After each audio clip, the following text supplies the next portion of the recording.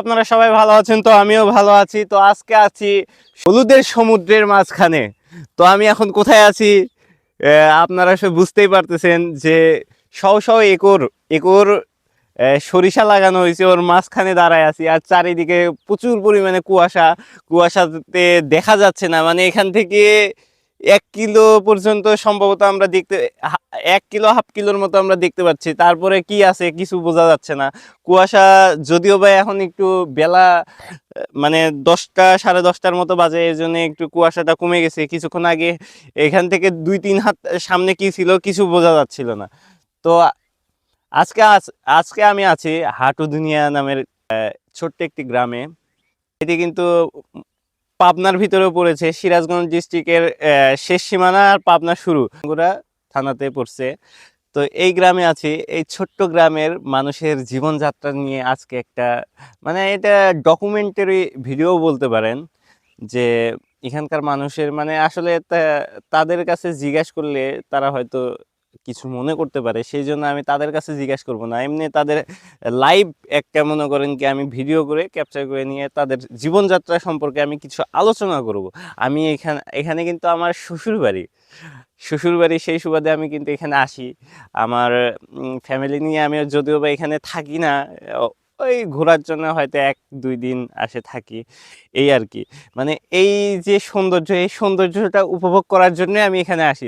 মোটামুটি এখন কিন্তু সরিষা ফুল মানে শেষের দিকে, আর সম্ভবত 1-8 সপ্তাহ থাকবে।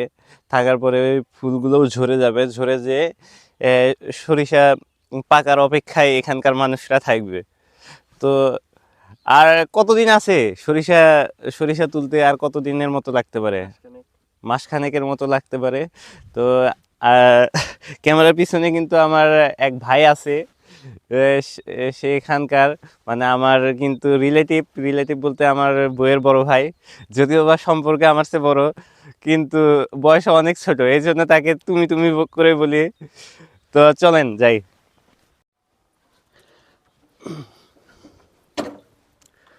তো আমরা এখন দিলপাশার উদ্দেশ্যে যাব। দিলপাশা রেল স্টেশনের দিকে যাব, এই গ্রামের কঠিন রাস্তা দিয়ে।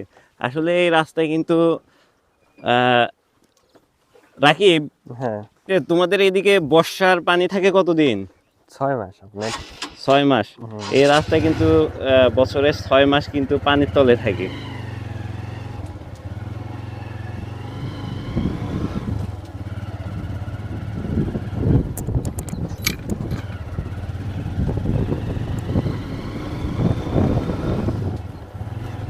এই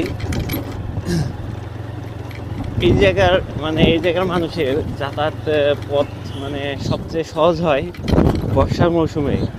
নৌকা প্রত্যেকটা বাড়িতে বাড়িতে আছে, নৌকা নিয়ে তারা যাতায়াত করতে পারে। কিন্তু এই যে এই এই মৌসুমে রাস্তাঘাট খারাপ হওয়ার কারণে বিভিন্ন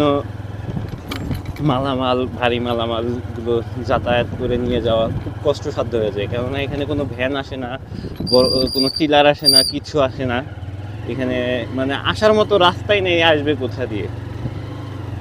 এই কারণে খুবই সমস্যা হয়ে যায়।